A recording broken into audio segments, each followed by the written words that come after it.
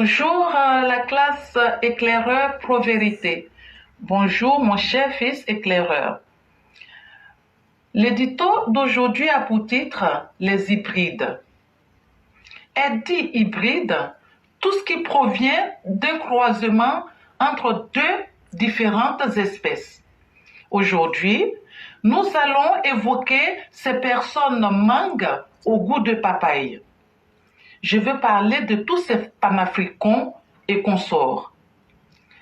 Et quand on parle de panafricains et consorts, il en existe bel et bien chez nous en Côte d'Ivoire. Les hybrides peuvent être classés en deux catégories. La première catégorie sont des hybrides culturels. Ce sont ces enfants nés ou éduqués en France ou ailleurs depuis leur bas âge. Ceux-ci sont excusables, bien sûr. Mais les seconds sont des trentenaires, voire plus. Ils arrivent en France pour X raisons et leur première préoccupation est de ressembler aux Blancs. Pitoyable préoccupation des singes imitateurs. Dès qu'ils arrivent à Paris ou parfois dans une banlieue lointaine, ils posent leur bagage culturel sur le pas de la porte pour entrer vite dans un appartement étriqué, un 30 mètres carrés pour 6 occupants. Déjà, au premier coup de fil passé à ceux qui sont restés à Abidjan, on les entend rouler des airs de façon ridicule. J'en connais moi ici à Paris et région, d'anciennes vendeuses de légumes au marché Gouraud ou des vendeuses de médicaments périmés devant le cinéma Roxy d'Agamé. Dès qu'elles ont foulé le sol français, elles boivent de l'alcool avec une cigarette au bec. C'est leur façon à elles d'être dans l'air du temps. Autant donc se griller le foie et les poumons. Vous savez, le cas le plus aberrant reste l'époux ou l'épouse du français blanc. Ceux-là, dans leur processus de se démarquer des leurs, deviennent plus méprisants que le blanc lui-même. C'est leur façon à eux de se laver de leur négreur, je pense. Ils font le vide de leur part culturelle dont ils ont désormais honte. Et c'est là que commence leur souffrance.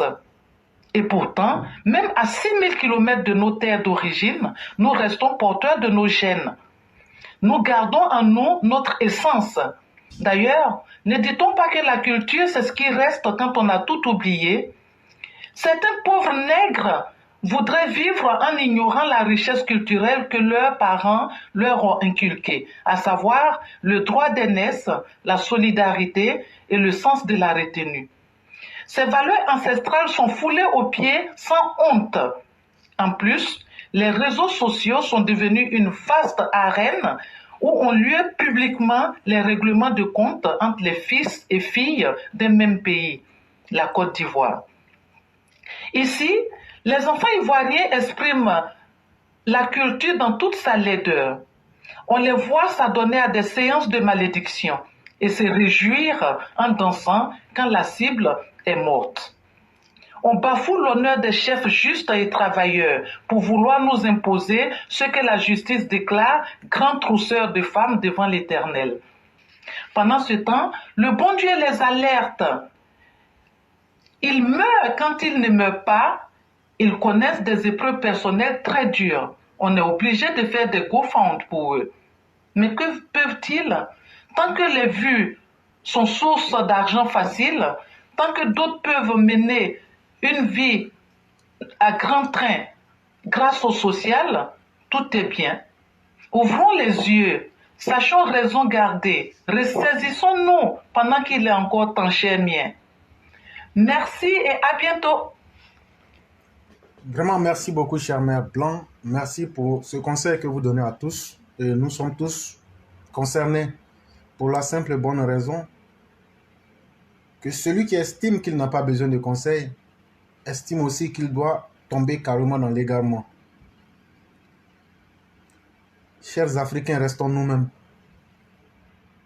L'Africain, même en Afrique, n'est pas digne de lui-même parce qu'on veut ressembler forcément aux autres.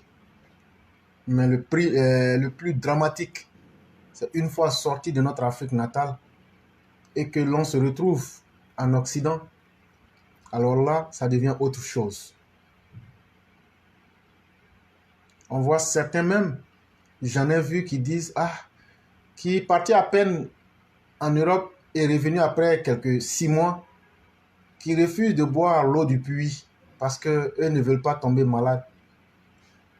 Des gens même qui ont oublié leur langue maternelle après 6 mois de séjour en France ou aux États-Unis.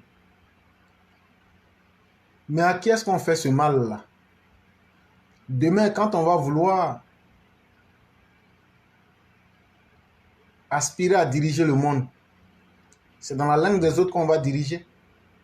Quand je vois les panafricains qui eux-mêmes utilisent les objets fabriqués par leur soi-disant ennemi qui est le blanc, vous utilisez leur langue, vous utilisez leurs moyens de communication et vous voulez les vaincre. Mais c'est une manière de dire à ces personnes-là qu'elles doivent se laisser vaincre. Tu ne peux pas utiliser ma langue, tu ne peux pas utiliser mes moyens de communication, tu ne peux pas porter mon habit et être capable de me vaincre. Ce n'est pas possible. Et donc à tous ces panafricains qui s'improvisent parce qu'eux, subitement, aiment l'Afrique plus que ceux-mêmes qui y vivent, nous disons que la meilleure marque qui fera qu'on va vous accorder un minimum de respect, cherchez d'abord à prendre une langue africaine et à en faire la promotion et communiquer dans cette langue-là et on vous prendra au sérieux. Fabriquez votre système de communication et on vous prendra au sérieux. Toutes les nations qui ont voulu se développer ont pris le chemin du sérieux en utilisant leurs propres mécanismes et leurs propres stratégies pour ne pas que l'autre puisse les dominer. Il y a encore une autre catégorie de personnes perdues que j'appelle les poisons des réseaux sociaux. Et là, c'est une génération qui vient pour faire la promotion de l'immoralité, de la bassesse et du désordre même moral.